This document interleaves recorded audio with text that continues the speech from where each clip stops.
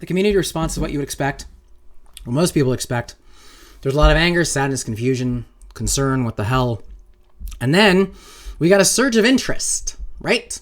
We had a couple creators who made some, kind of some download things of, hey, the game's over. And then we started seeing a bunch of people pop into the Discord, people who had left the Discord, probably because of me. I'm gonna own some of that. Because we didn't exactly agree and nobody wanted to fucking talk. Basic conversations. I'm happy to be open. You can fucking talk to me. Okay. Anyway. But naturally, we got a little bit of a surge of interest, and the thrill of speculation, right? The what happened? Oh my god! And naturally, some of it was like, oh, it was like an homage to like, oh, what a great game. No, that's not what it is. It's the joys of the car crash. That's what everybody loves to see, a good car crash. Everybody pops in the Discord server to watch the aftermath of the drama and the insanity, and that's exactly what we got. In the middle of it, there were a core group of us, or a couple of us, myself, and then, some of the other members, like the dev team, people who were like big, in front of the community, who knew things and people knew things. We were all fronting a batch of insanity. And that's going to lead to thing number 12. And this is more for fans. And this is again, abuse by passion stuff. If you're taking bullets for a company, they're not worth taking bullets for. They're not. I take a lot of pride. There are a lot of people who didn't agree with me about some of the things that I was doing, the reasons that I was doing them. But I take a lot of pride in being able to talk through them. I said a while back, like, feedback is a way to kind of probe better information. I had no problem taking feedback and then kind of probing that to answers that led into decent things going forward. It's actually kind of how sketch rares happen, to be honest. For those who know what Invasion was supposed to bring.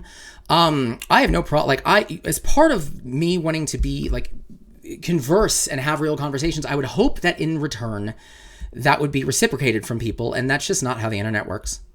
But also, like, if a company, unless it's like your specific job, and by the way, PR was not my job. It's not a thing. But if an announcement like closing the company is still met with the only individuals who were like enough of part of the community are the ones who have to kind of speak for everything, including individuals who didn't like work or never had like a paycheck or anything like that. None of those things, you shouldn't take them. And the company isn't worth it. They're not. But that's the issues that we had. In the middle of all the insanity, there were revival efforts, and I'm going to skip those for the last part of this, which is episode 7. I'm going to skip those specifically, but there are a lot of people who are talking about revival. I even kind of jumped in a little bit with things like Project Nisei and all of those things. I talked a little bit about them. I try to help kind of through that process.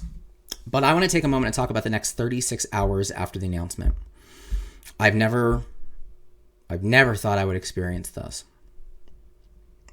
And this probably led to where I am now, where I'm like, I feel it's a story worth telling, and worth knowing and having people know and understand. And it's not deserving of the ride into the sunset that it's currently getting. For the next 36 hours, and I'm only going to speak to my experience here. Other people probably had something maybe similar. I can't speak for what their journeys were, so I'm just going to share with you what happened to me. And I told you this story gets worse. For the next 36 hours, this was a barrage from every angle. What happened? How long did people know? Who knew what and when? What led to all of this? We were doing great. And the most important one, and the one that gets really wild, how much would it cost to buy the company and the IP? And that made it really weird because there were probably easier answers to that, but I even just recently learned that attached to this IP is a 6-figure debt. So I'm like, all right, I want to field these. There's like, do I want to send these over to Austin? Do I want to send these over to him? But he's proven that he's not going to talk about like past debt things, and he's hiding certain information about the current state of the company. So if somebody's genuinely interested in buying the thing, does it make sense? Is like that worth the risk? And it's people who like I know and I like. I'm like, is this worth the risk to like go and like have them get surprised? I'm like, I want to make a commitment to something, and then like, oopsie, there's $100,000 plus more dollars you gotta spend. I got it in every social media channel that I existed in: Facebook, Discord, Twitter, all of it, and it was constant, over and over. And there was like, I could pass things along, but I was worried to do so. And we didn't exactly have a great line for this. But there was another issue, and that was the Invasion dilemma. In the announcement, there was the announcement that Invasion was going to get released as a print and play. That was the plan, because it was done. It was done. And like we wanted to get it out there because it was worth it. It was a great set. It was worth it. It's worth getting it out there. In the middle of the barrage, and we were figuring out like what the plans were. Like I was working on getting the cards into like a print and play kind of format, which is like a whole adventure. Like I was getting ready to put it out there, into something that was printable.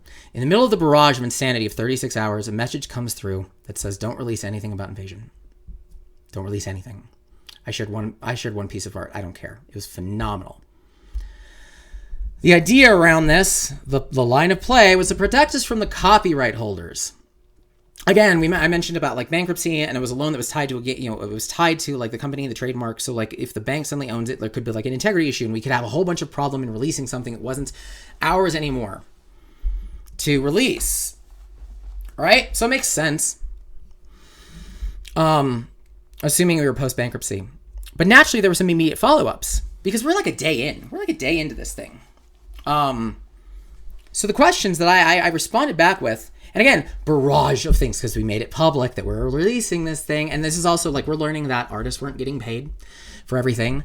So, and some of the artists wanted to put things out that they did an Invasion in their portfolio, and they fucking should. They wanted to. So I was like, okay, do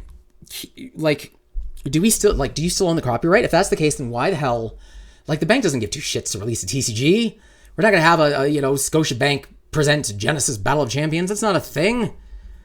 So it's like, does somebody else own the copyright? Do we still do? Does Haunted Castle still? Is Haunted Castle still in your name and you're like all that? And if that's the case, then what exactly is stopping you? What is the actual concern for putting something? And if it's a concern, if the relevant concern is like buyers are coming and approaching and saying that, maybe we want to buy this, then it makes perfect sense, right? That Invasion is something that could be released, that could be a moneymaker, that could be a way to kind of restart your position into the industry. If like Genesis is going to get revived, we're going to release Invasion. It makes perfect sense to not release the thing because that does take away from kind of that initial way to recoup some of that expenses if the thing got bought.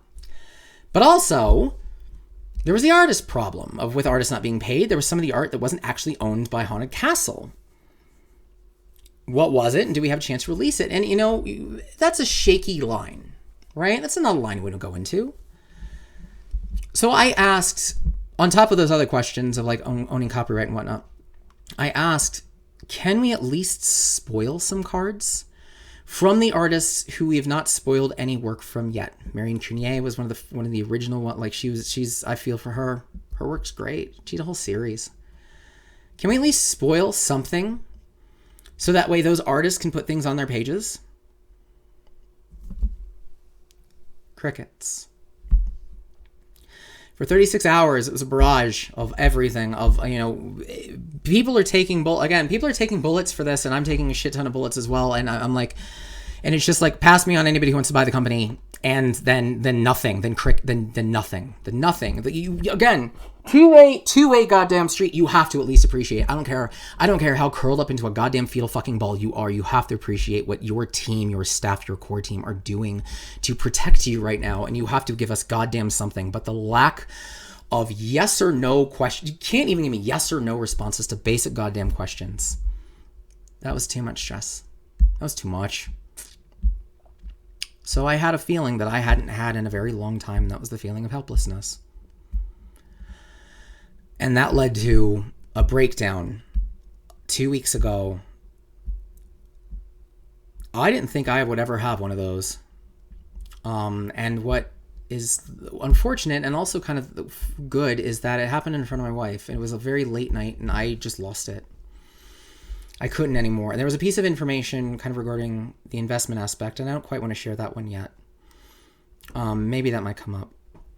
But it was another one of those things of like, we did so many things right, and this was even another thing that we did right. This was another sign of how well we were actually doing. And just the slaps in the face at the end of it all, and including being the center of fucking attention and getting no even basic information responses. I get that it's fucking hard, but if you're going to make those decisions, you have to know that you need to fucking stand the fuck out there and you go down with a goddamn ship. And that That isn't a thing that happened. So I was helpless. I felt helpless. And I lost it. And I want to give a very special thank you to my wife, who is 9 months pregnant. And I was shielding her from a lot of this for the last couple of months because she had that to deal with. And I have that to deal with, but she had that to deal with. She was in the middle of it all. She was in the middle of it all. And God love her for being able to calm me down and just listen and deal, knowing she couldn't do anything. There was no stopping this. There's no stopping this. So the next morning I said goodbye to the game, the company, to everything that had a login, as well as the community. I left the Discords, I left everything. And that leads to the final thing to learn. And that's number 12. Businesses and their communities form a partnership. And that partnership, they owe each other. They do, whether they like it or not. Communities owe something to the business that they love, and companies owe something to the communities that love them. That's it. There's nothing around that.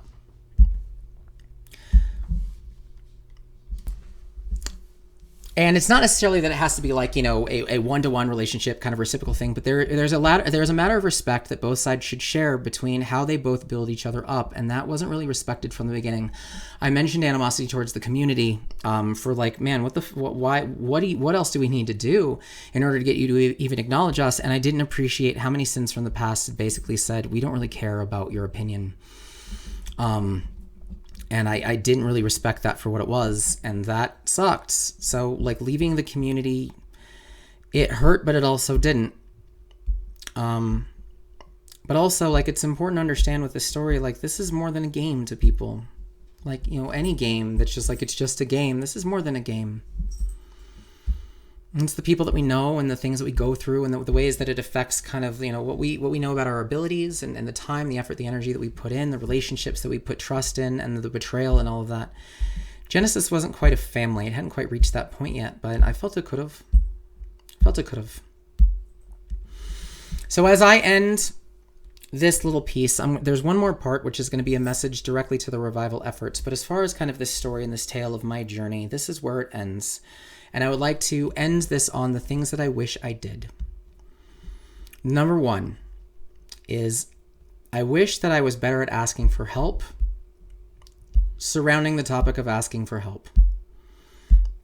There were things that I definitely needed help on, from just like the amount of hours that something took, or, any of those. Like there were times where I really I didn't know what the direction was, and I didn't know where to go, and I didn't have anywhere to go. And I wish I asked the community. I wish I asked people who offered regularly.